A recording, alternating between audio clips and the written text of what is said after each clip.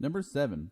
According to the quantum theory, that's the more modern theory, the current one, point D in the above figure represents a fixed position of an electron, the farthest position from the electron that an electron can achieve, the farthest position from the nucleus that an electron can achieve, C, a position where an electron probably exists, or a position where an electron cannot exist.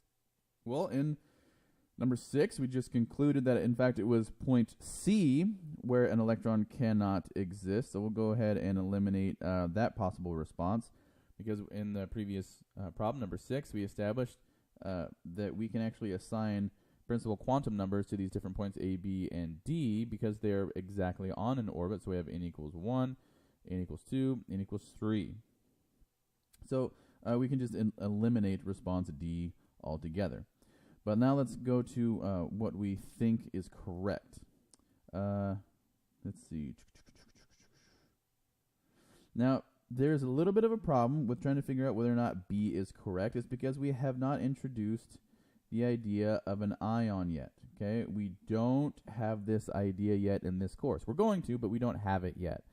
And an ion is essentially an atom. Okay, let's just use this model up here. An atom, nucleus with electrons, in which we're exciting, or we have excited an electron so that it transitions from n is equal to 1, n is equal to 2, n is equal to 3, out and out and out and out and out, further and further and further and further away from the nucleus, so far that electrostatic attraction, right, the positiveness of the nucleus and the negative aspect of the electrons that attract them to one another, that electrostatic attraction is actually no longer felt. It's so far away that functionally there's no attraction. I mean, technically, literally there is, but it becomes so small that it doesn't actually affect anything in any significant way.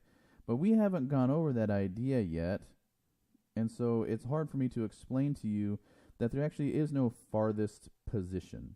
Okay, you can just eliminate an electron from an atom. You just kick it out, and it's gone. It's no longer a part of that atomic system. So if we were to add more energy to this system as it exists, we could just kick electron D out of there, and it's no longer a part of this system. Now, that would make this an ion. Okay, that's fine. That's true, but we just haven't gone over it yet. So I'm just going to give you a little bit of a pass on B right there. And so we're left with A and C.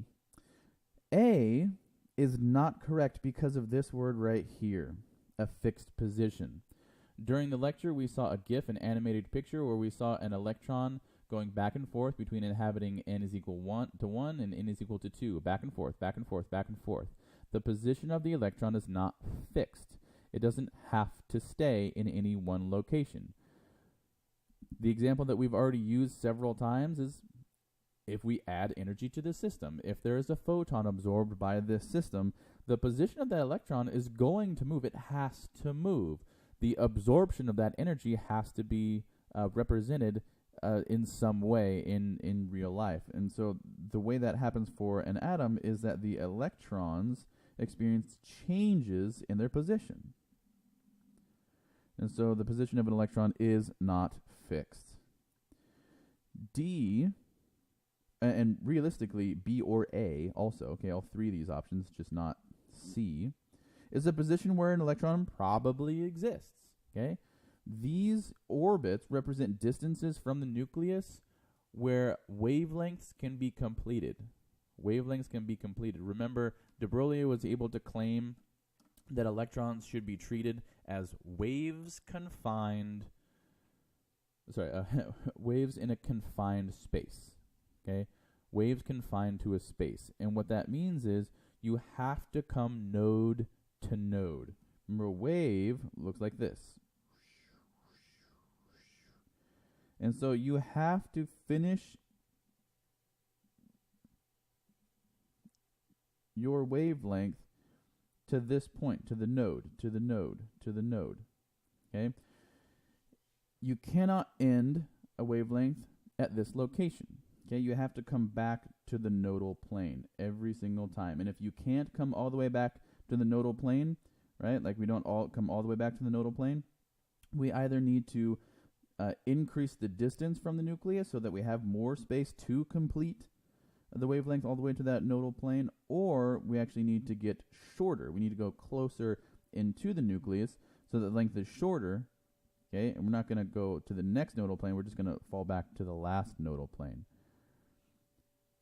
So it's a position where an electron probably exists. And we have to use that kind of nebulous language, probably exists, because remember, you can't know the location and the momentum of any electron at the same time, right? As per the Heisenberg uncertainty principle.